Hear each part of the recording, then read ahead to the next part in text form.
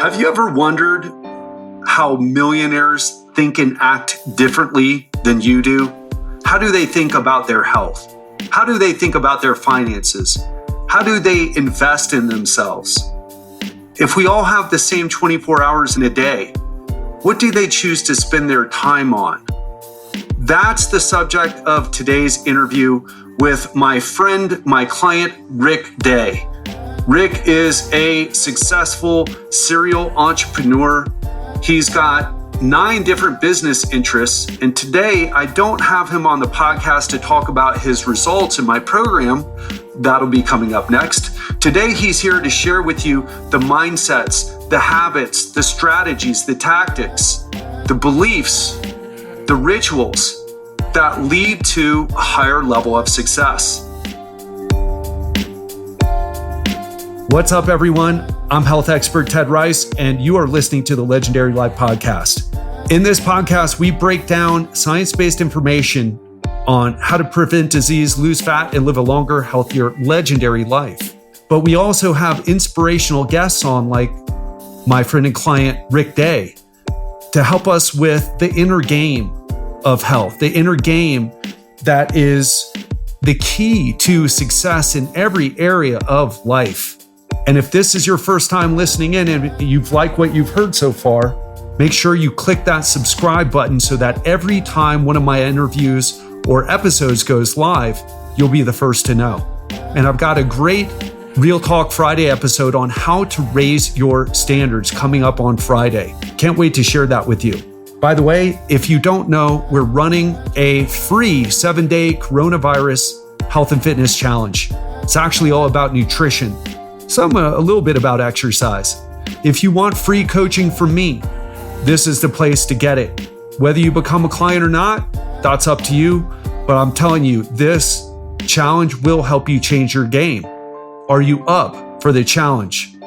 If the answer is yes, go to legendarylifepodcast.com/challenge and sign up for the next one. There is a waiting list, so get on it now. Without further ado, let's hop into this episode, this interview, this conversation with my friend, my client, Rick Day. Rick Day, thanks so much for doing this. Yeah, happy to be here, Ted. Appreciate the invite. Absolutely. And I wanted to have you on because I really respect you a lot.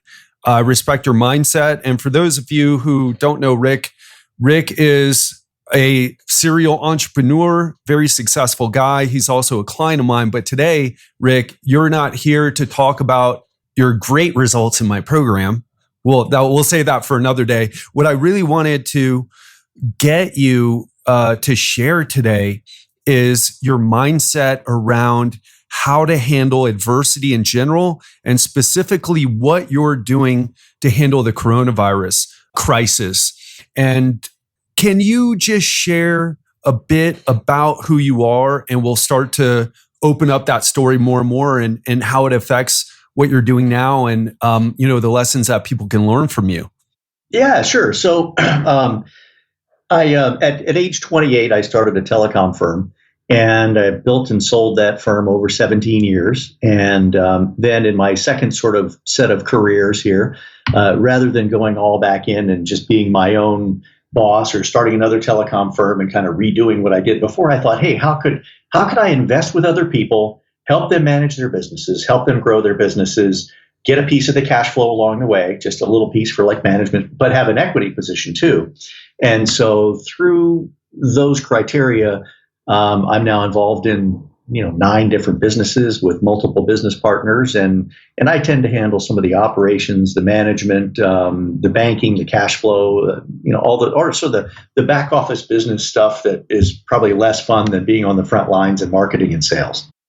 Yeah, that's incredible. I didn't realize that earlier part that you had done. You built this business, this telecom business, when you were 28. That's incredible, man. Yeah, it took me for a while. I mean, it took me till I was 45 when I sold it. But when I sold it, we were 27 million in revenue, and I had 60 employees in 5 different locations. Wow, what a rock star. And one of the things that has struck me about you is that even through this thing, this quarantine, this lockdown, whatever you're experiencing during the coronavirus crisis, COVID-19 crisis, one thing that really stood out about you compared to some of the other people that I work with is just your attitude, the way you show up. Even if things aren't going well, you manage yourself accordingly. And I know part of this comes from your past, but also from the experiences that you've gone through business-wise. What do you see most people struggling with right now during this crisis? Well, I think in one of our recent calls, Ted, we talked a little bit about the stages of grief, right?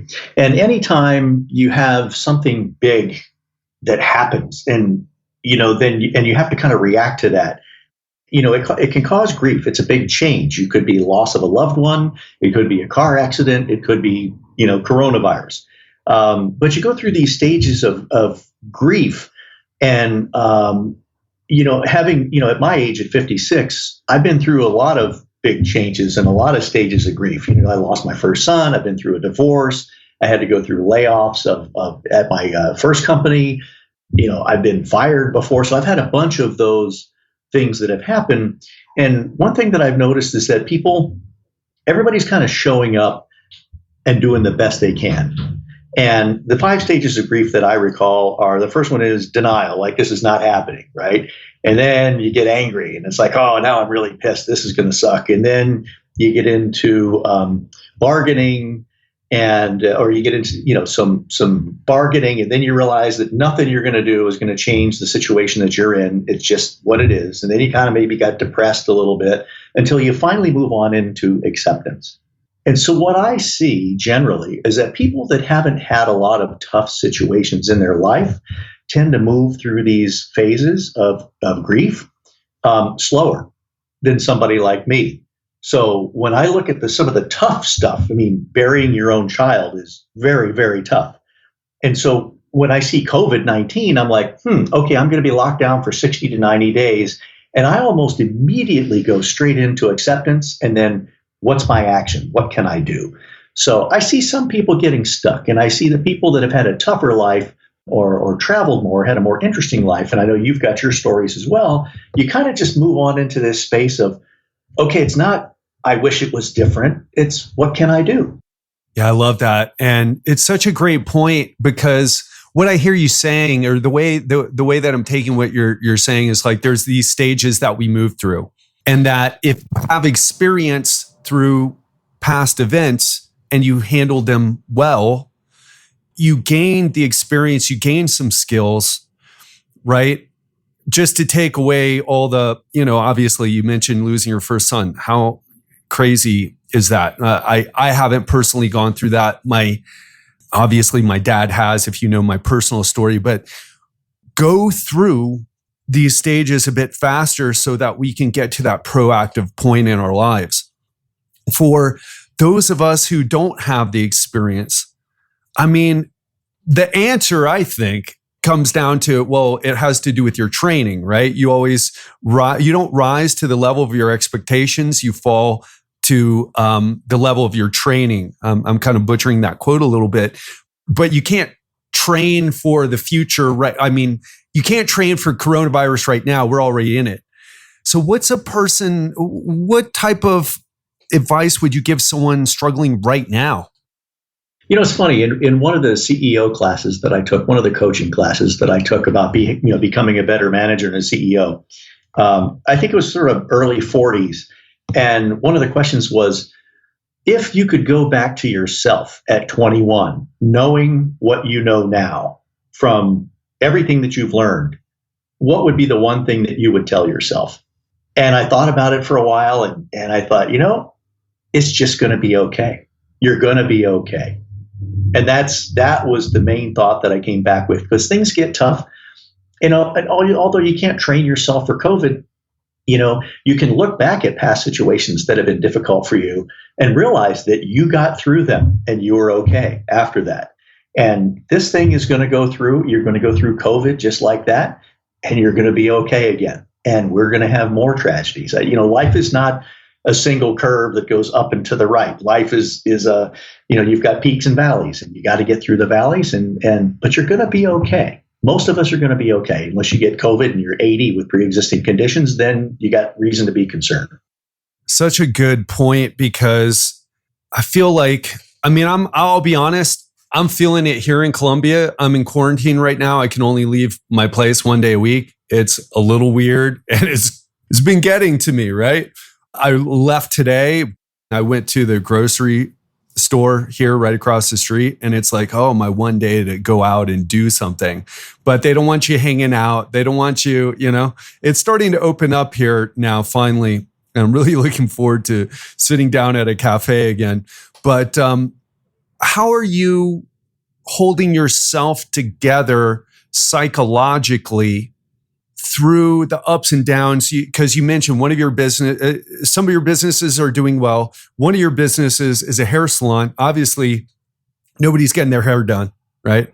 Seeing a lot of interesting hairdos online on social media, right? No, I mean, of the 9 businesses where I'm involved, 2 of them are operational right now. One is kind of limping back. The larger yacht business is limping back. And then we've got these 6 salons. They're all in they're big salon suites models. The revenue on all of those is 0. And I'm like, okay, so what do you do? And you just kind of figure out a strategy. In fact, right after this, I have a call with the landlords to say, we can't open, we have no business, we can't use your space. So, you're negotiating, but everybody's I think one of the things that people have to remember is that as people are processing this and as people are going through their different ways of dealing with this COVID thing, we all just kind of have to cut each other a little slack. That Ted might be in the anger phase or Mary might be in the depression phase. And we just got to understand that everybody's kind of reacting a little bit differently. And that includes us. Sometimes you're going to have good days. Sometimes you're not going to have good days. I've tried to stay on track with my fitness with you. And one of the keys has been to schedule that workout for today so that, so the rest of the world doesn't creep into that workout time. I actually put it on my calendar, watching what I eat and things like that. And that's been very helpful. But occasionally I miss a workout. Occasionally I eat some popcorn that I probably shouldn't eat that's not on the diet. But you got to cut yourself a little slack too. One of the things that I see in my coaching group, a little bit less with my one-on-one clients, but very hard people who are very hard on themselves, and they've got this perfection thing. You strive for high achievement and you achieve a lot, but you don't seem to suffer from the same sort of unreasonable self-imposed standards. Is that true, or what would you say? That's a good question. I push hard. I've always been a driver. I see the pictures of your body and your ads, and I go, okay, I want to be more like that. But this is your business. This is what you do, and you should look like that if you're going to be in this business. And I think it's fantastic.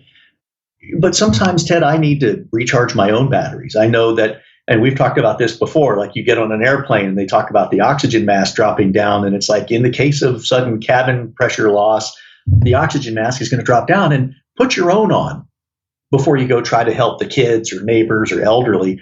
Make sure that you are good and functioning and that you're in a good spot so that then you can be helpful to others. And so sometimes I'll have a few cocktails, or sometimes I'll withdraw and I need my quiet time away from everybody. Sometimes I'll read a book. Sometimes I go for a walk. So it's one of the things that I try to be able, and it's hard because I want to do everything for everybody, but I also realize I have to say no, and that can be difficult. And I just go, God, you know what? I'm sorry, son, I can't go for a motorcycle ride with you today. I'm busy. But busy for me might mean that I go sit on the boat and relax and have a cocktail and listen to some reggae. So you got to take that time for yourself.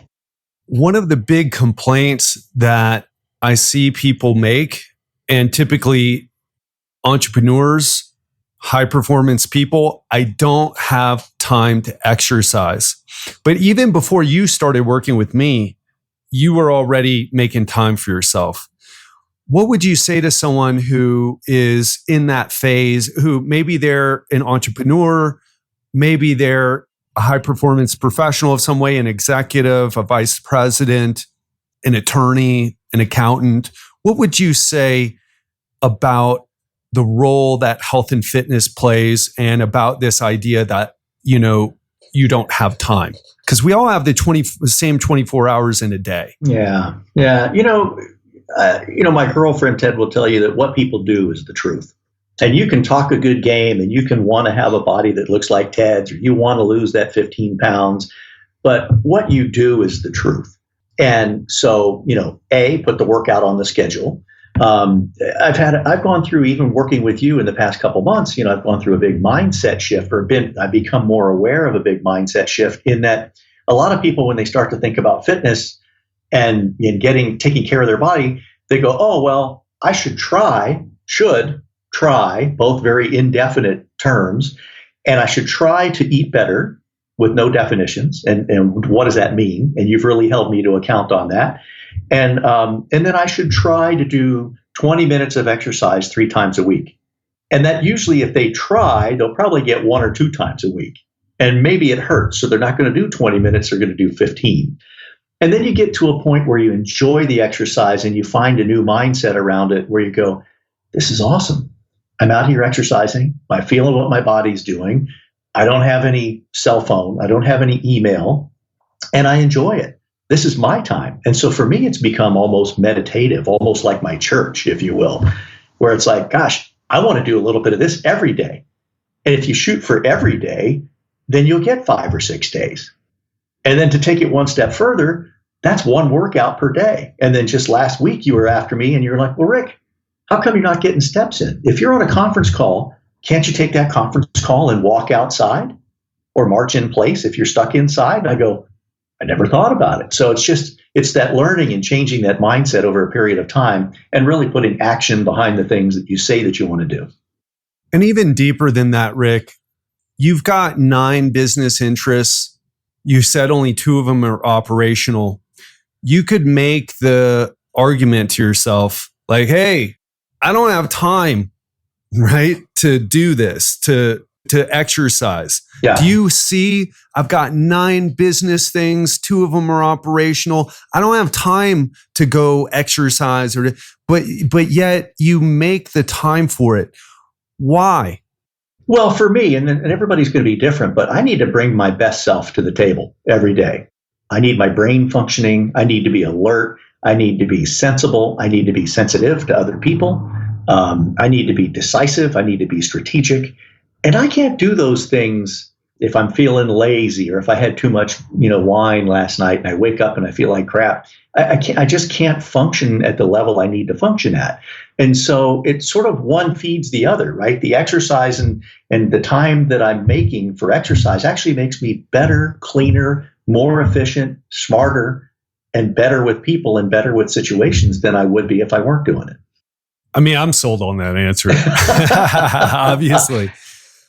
But I hope someone listening right now took that away from what you said, because I liken it to a car. It's like, okay, so you have a car and you want to go places with it. Yeah. And so basic maintenance is you've got to change the oil on the car. You got to make sure the alignment's aligned. You've got to make sure you don't have a bald tire that could blow out.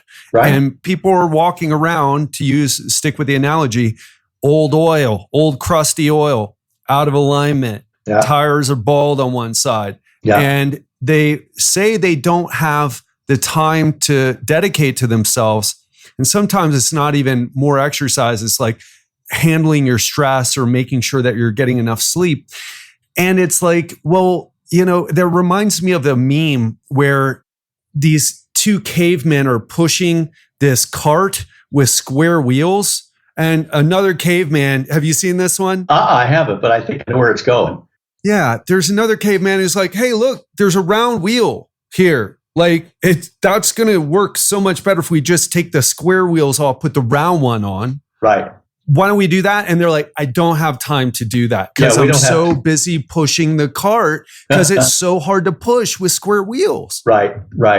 No, I think that's exactly right. It's look, anybody that's in a leadership position usually is a driver and usually has a lot of demands on them. And usually you may have a people pleaser attitude too. You just want to make people happy. You want to solve problems. You want to remove obstacles. You want to give people a career path, or you want to sell more of your product, whatever it is. But if you're not taking care of yourself, and I just can't emphasize that enough. And like you said, maybe it's not more exercise. Maybe it's eating better. Maybe it's cutting out an addiction to sugar. Maybe it's sleeping better. Maybe it's meditation. Maybe it's, hey, I want to listen to music 1 hour a day. All of that stuff counts and all that stuff works. But well, I tell you what, you can't perform at your peak if you're not at peace with yourself. This episode is sponsored by Organifi. Do you want to know a secret that all my coaching clients follow? It's really simple, but powerful. Add vegetables into each meal. But let's be honest, most of us, including myself, don't eat the recommended servings of vegetables and fruits each day. So for those of us who are on the go or have trouble eating healthy, having a greens powder makes it easy to get your greens in every single day, no matter how busy you are. And that's why I use and recommend Organifi green juice, a superfood powder that you just add water to so that you can get your greens in even when you're on the go. The best thing about Organifi green juice is that it actually tastes great. But don't believe me, try it for yourself.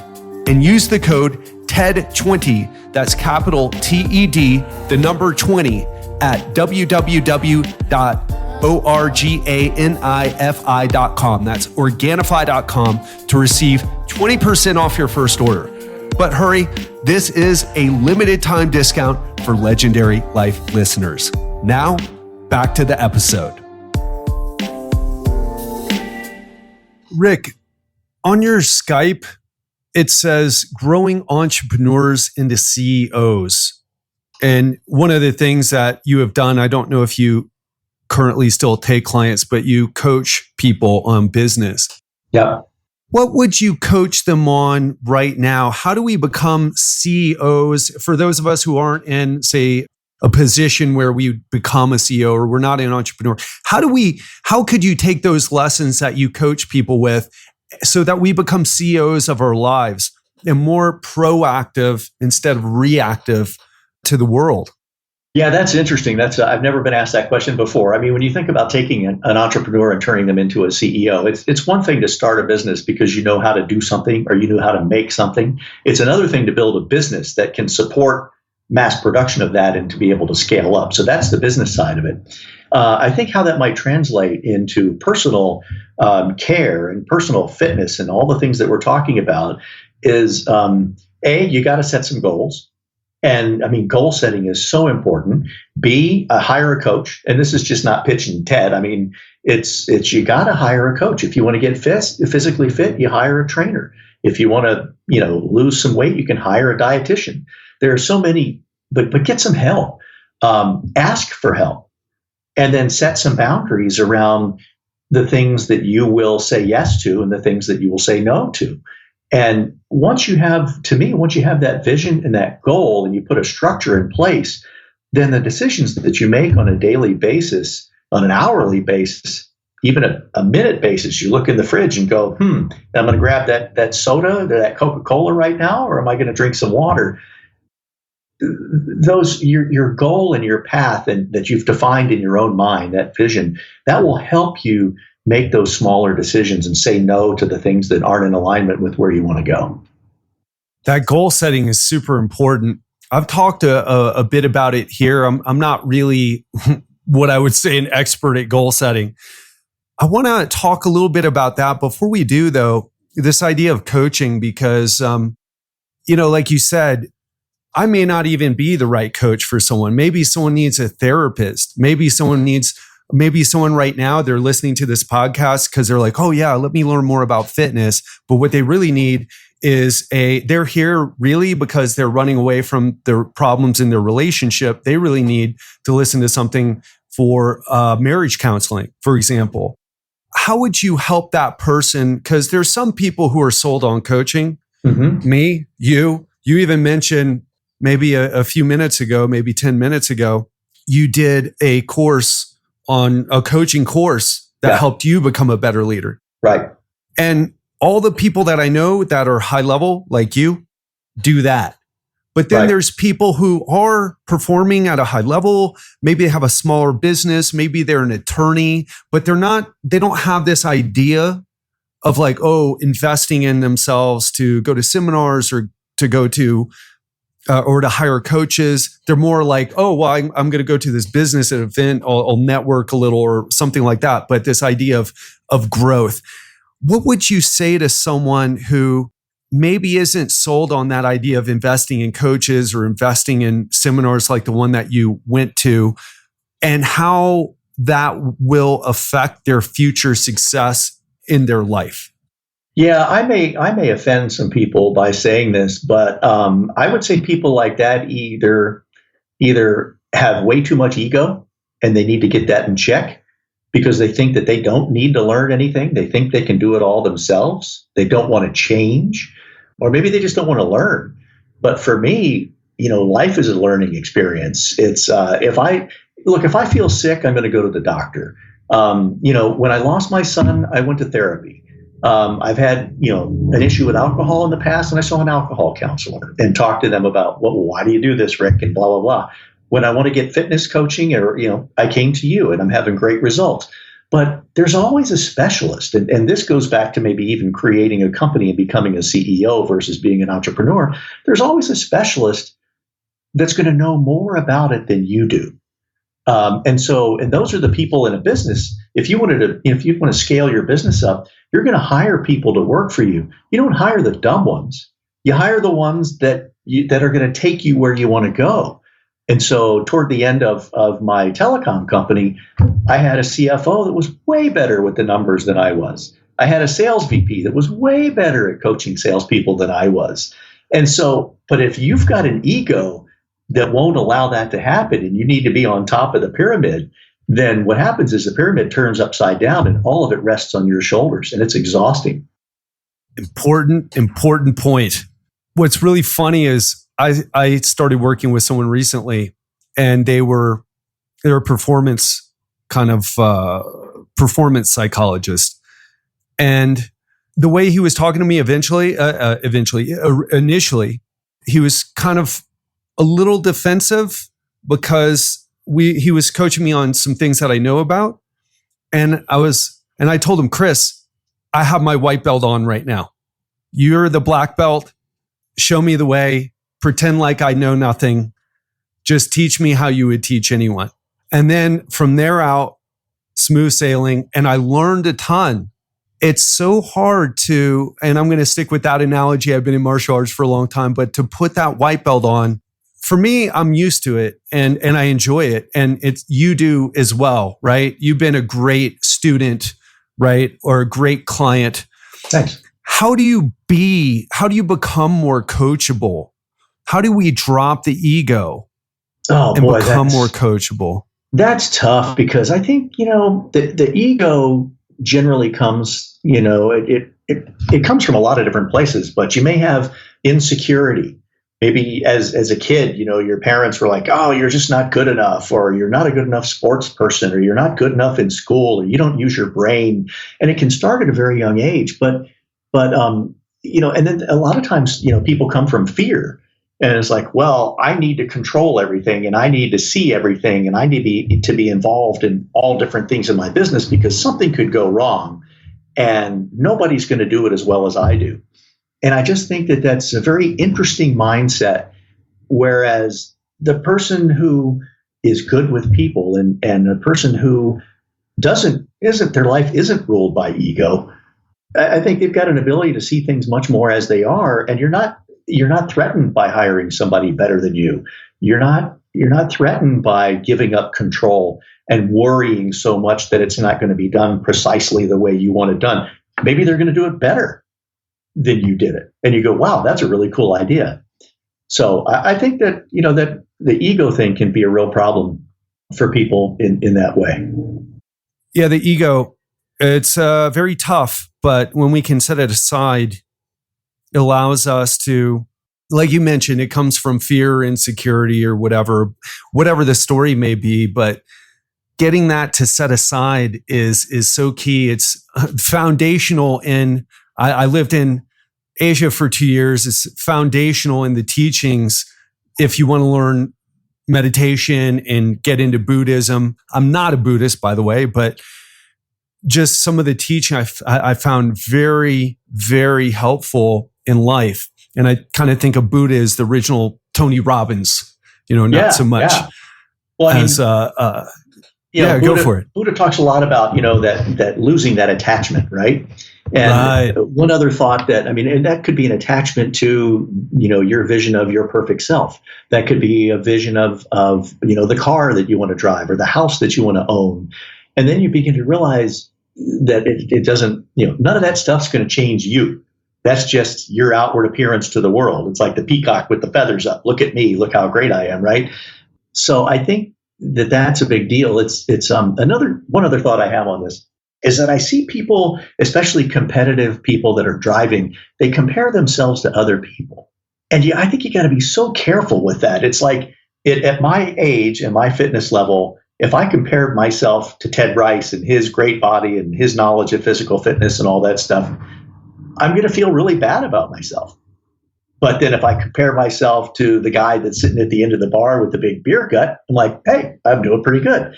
So you got to stop doing that, and don't compare yourself to Bill Gates if you want to be rich, or Warren Buffett. Why are you not comparing yourself to a homeless person and saying, wow, I'm doing pretty good? So that comparison, that competitive thing, competition's a great drive, but the struggle is with you. It's improving yourself. It's improving your performance. It's not about how well you do, against a gifted athlete.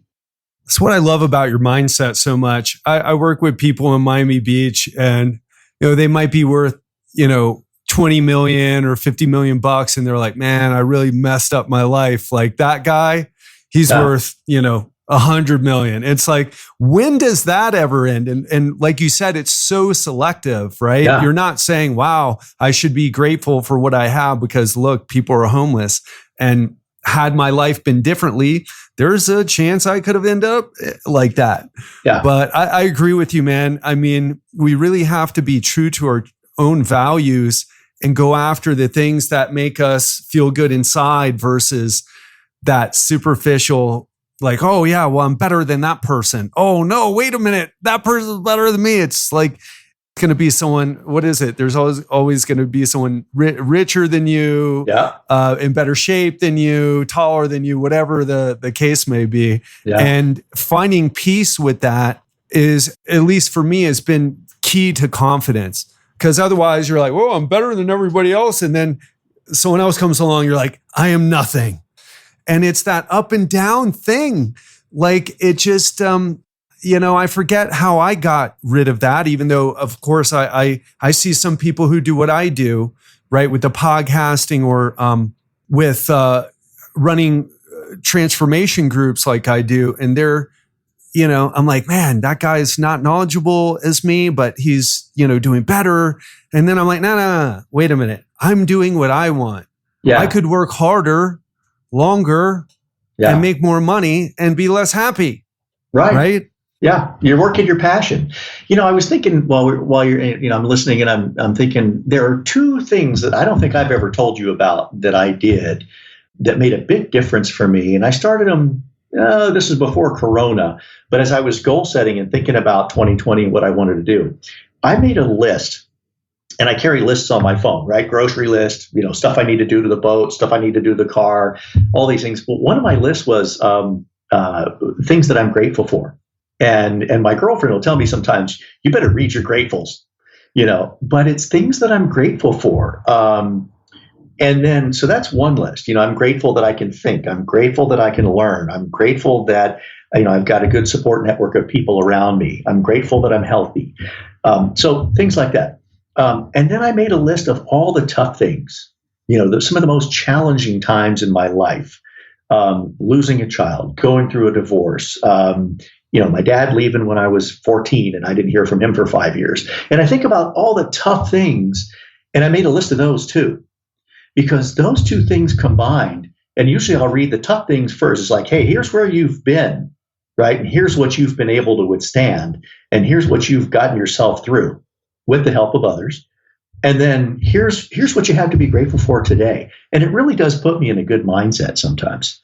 That's one of the reasons I look up to you so much. You do two things, that and journaling. And I'm like, I feel like I need to give gratitude more of a try. I feel like I'm grateful, but I need to experiment with writing things down. And then what you said also with the list of stuff you've been through, because we all forget in the moment.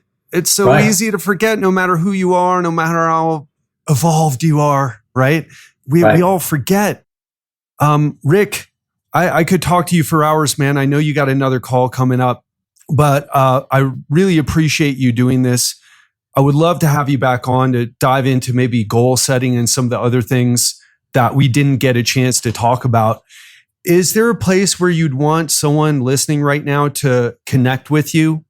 Yeah, I mean, it's, I would just say go to my website. I do personal coaching, business coaching. I'm on a couple of boards where I offer advice in a group, and it's just businessbyday.com, my last name. So all one word, businessbyday.com. And there's a little editorial, there's a little video about me, and there's a little video that we shot that kind of where I tell you a little bit about my story.